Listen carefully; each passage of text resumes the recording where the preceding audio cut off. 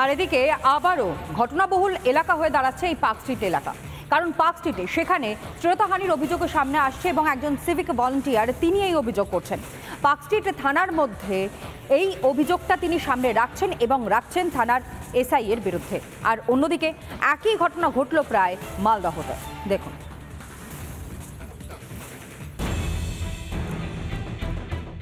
থানার মধ্যেই শ্লীলতাহানির অভিযোগ থানার বিশ্রাম কক্ষে মহিলা সিভিক ভলান্টিয়ারের শ্লীলতাহানি করা হয়েছে। অভিযুক্ত কলকাতা পুলিশেরই এক সাব ইন্সপেক্টর। একজন এসআই কলকাতা পুলিশে, তার বিরুদ্ধেও কিন্তু অভিযোগ উঠলো এবং এই অভিযোগের ভিত্তিতে কিন্তু ইতিমধ্যেই যে মামলা, সেই মামলাও কিন্তু রুজু হয়েছে এবং এই অভিযোগের ভিত্তিতে ইতিমধ্যে কমপ্লেনও কিন্তু দায়ের করা হয়েছে সেই সিভিক ভলান্টিয়ারের তরফ থেকে। গোটা ঘটনা খতিয়ে দেখা হচ্ছে কলকাতা পুলিশের তরফ থেকে। শ্লীলতাহানির অভিযোগ দায়ের হতেই সাসপেন্ড করা হয়েছে ওই সাব ইন্সপেক্টরকে।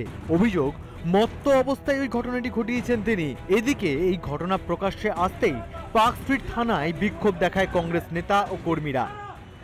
থানার মধ্যে যদি শ্লীলতাহানির ঘটনা ঘটে তাহলে সাধারণ মানুষের অবস্থা কি শোচনীয় অবস্থা, সেটা সহজে অনুমেয়। সেই জন্য দক্ষিণ কলকাতা জেলা কংগ্রেসের পক্ষ থেকে আজকে আমরা পার্ক স্ট্রিট থানাতে এসেছি ওসির কাছে, যে সত্য উদ্ঘাটন করুন, সত্য ঘটনা প্রকাশ্যে আনুন।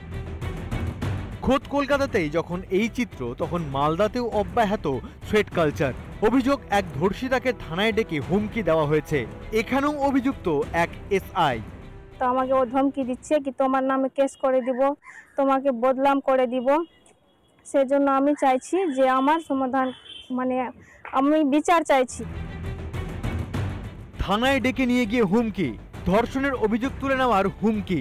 অভিযোগ এসআই স্বপন চক্রবর্তীর বিরুদ্ধে। অভিযোগ না তুলে নিলে বদনাম রটানোর হুমকি নির্যাতিতার বিরুদ্ধে।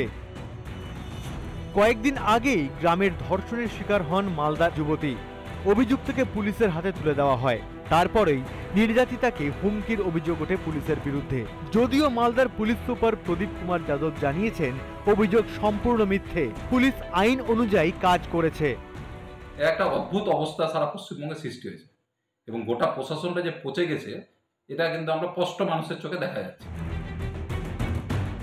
এখন বাধ্য হয়েই জেলার পুলিশ সুপার ও মুখ্যমন্ত্রীর দ্বারস্থ হয়েছে নির্যাতিতা।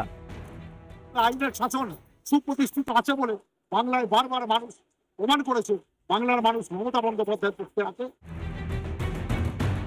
দিন বদলায়, কিন্তু বদলায় না বাংলার এই চেহারা। কলকাতা থেকে মালদা সর্বত্র একই চেহারা। কবে সুবিচার পাবে অভয়া উমারা? উত্তর অধরাই। সৈকত পাল, অর্ণব মজুমদার ও দীপঙ্কর গোস্বামীর রিপোর্ট, রিপাবলিক বাংলা।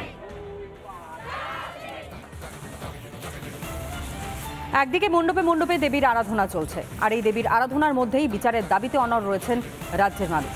যে ঘটনাগুলো পরপর ঘটে চলেছে সেই ঘটনার প্রেক্ষিতে দাঁড়িয়ে এই প্রশ্নটা করতেই হচ্ছে, সত্যি আমাদের নারী নিরাপত্তা, নারী সুরক্ষায় এই রাজ্যে আছে তো?